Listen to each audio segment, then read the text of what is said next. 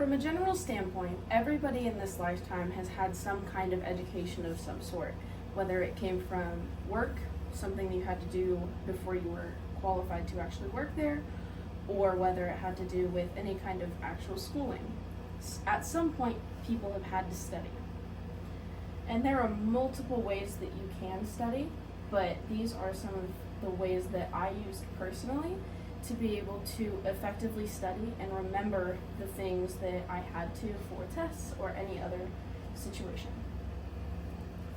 My first example is Cornell Notes. So it is typically set up like this, where there is a notes and drawing section. There is the things that you need to remember most, so the main ideas, etc. And then the summary section. When it comes to coming back to it and studying later, I thoroughly suggest to study this section right here of all the main ideas, all the things that you need to remember, dates, important people. Rereading this section and looking at it for examples is a really good way to study later, and rereading the summary section. But the easiest way to study with this method is to take these main points here and the examples from the drawing and notes section to create sort of a study guide for yourself. The next example that I have is using sticky notes in books. Now, I did this a lot during my high school years when we had to read for literature classes and all sorts of different English classes, but I would suggest to either put this sticky notes on the top or the sides, as well as if you want a summary for a chapter or a summary of any kind or any reason for a page, you can add bigger sticky notes on the inside of the book and a smaller one on the outside so you remember where that is. My next example is note cards, the term and definition note cards.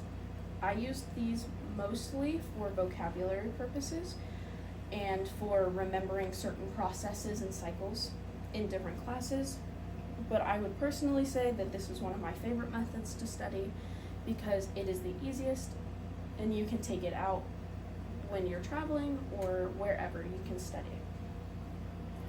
And my last example is a diagram. So this diagram in particular is a heart diagram where I have labeled a few of the different parts of the heart. And by using a diagram, you can effectively study, you can use this method of studying different diagrams for different classes and different situations. So in particular, I usually will print out a picture of the diagram and put it in a protective sleeve and use Expo markers. Because this works the way that it does, you should be able to retain the information of diagrams a lot easier than you would normally. You can also draw out the diagram like I did, but with the protective sleeve, the easiest thing to do is to write out to fill in the information of the diagram and take a picture of it. And then after you take a picture of it, you can erase the answers that you wrote down, put it in the protective sleeve, and use the Expo markers to fill in the answers over and over again.